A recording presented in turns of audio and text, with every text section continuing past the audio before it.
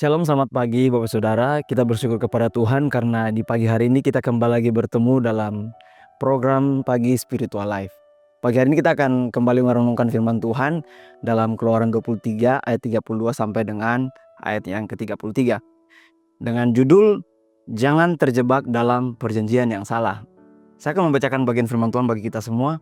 Demikian firman Tuhan. Janganlah mengikat perjanjian dengan mereka ataupun dengan ilah-ilah mereka. Mereka tidak boleh menetap di negerimu supaya mereka jangan membuat engkau berdosa kepadaku dengan beribadah kepada ilah-ilah mereka, sebab hal itu menjadi jerat bagimu. Saudara yang terkasih dalam Tuhan Yesus Kristus, firman Tuhan dalam Keluaran 23 ini diberikan kepada bangsa Israel saat mereka dipersiapkan untuk memasuki tanah perjanjian. Tuhan memberikan perintah yang tegas, jangan membuat perjanjian dengan bangsa-bangsa penyembah berhala dan Allah mereka. Mengapa demikian? Karena Tuhan tahu perjanjian itu bukan hanya soal politik atau perdagangan, tetapi soal kesetiaan rohani. Untuk itu jika Israel bersekutu dengan mereka, lambat laun hati mereka akan terjerat dan menyembah ilah asing. Tuhan menghendaki umatnya menjadi bangsa yang kudus, terpisah dan eksklusif bagi Dia. Ia tidak mau kasih umatnya terbagi antara Dia dan berhala-berhala. Itulah sebabnya larangan membuat perjanjian ini bukan semata-mata untuk menolak persahabatan, tetapi untuk menjaga kemurnian iman. Saudara, walaupun kita tidak hidup di zaman Israel kuno, pesan ini tetap relevan bagi kita. Karena dalam kehidupan modern, perjanjian itu bisa berarti kompromi dengan dosa. Ketika kita bekerja sama dengan sistem atau kebiasaan yang bertentangan dengan firman Tuhan, kita bisa terjerat dan akhirnya kehilangan kesetiaan pada Kristus. Saudara, kita harus waspada terhadap ikatan yang menyesatkan. Misalnya, relasi atau kerjasama yang membuat kita harus mengorbankan prinsip iman.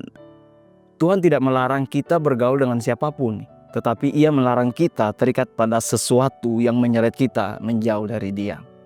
Saudara yang terkasih, kita harus setia hanya kepada Allah, karena Allah kita adalah Allah yang cemburu. Itu terdapat dalam Keluaran 34 ayat yang ke-14. Ia mau kita mengasihi Dia dengan segenap hati, jiwa, dan kekuatan.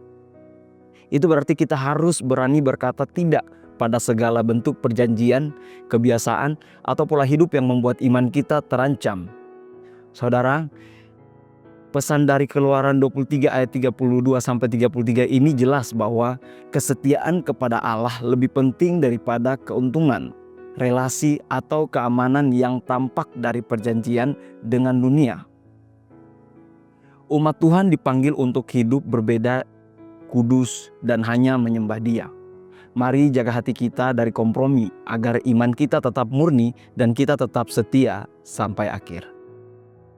Saudara, mari sejenak kita merenungkan firman Tuhan yang baru saja kita dengar. Saudara, apakah ada kebiasaan, relasi, atau kerjasama yang saat ini membuat kita sulit setia sepenuhnya kepada Tuhan? Jika ada, marilah kita menjauhkan diri kita dari hal-hal yang demikian, agar hubungan kita dengan Tuhan tetap terjaga.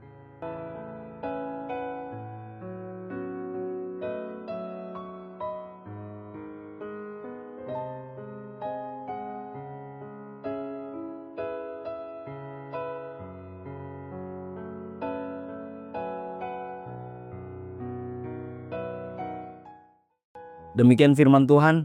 Hari ini mari kita berdoa. Bapa kami yang di dalam sorga, kami sungguh mengucap syukur Tuhan buat pagi hari yang indah ini Bapa, di mana Tuhan telah menyertai tidur kami, istirahat kami sampai pada pagi hari ini. Kami bangun dengan segala tubuh yang sehat dengan tidak kurang suatu apapun Tuhan. Untuk itu Tuhan kami juga bersyukur buat firman Tuhan yang datang pada kami pada pagi hari ini, di mana kami diminta untuk tetap setia kepada Tuhan dengan tidak terpengaruh terhadap hal-hal yang membuat kami jauh dari Tuhan.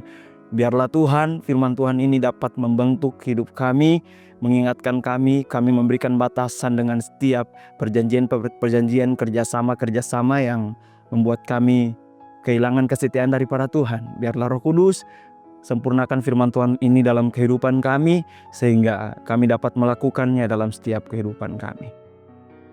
Kami serahkan sepanjang hari ini ke dalam tangan Tuhan. Biarlah Tuhan terus berjalan bersama-sama dengan kami, mulai dari pagi, siang, sampai malam. Hanya di dalam nama Tuhan Yesus Kristus kami sudah berdoa mengucap syukur. Haleluya. Amin.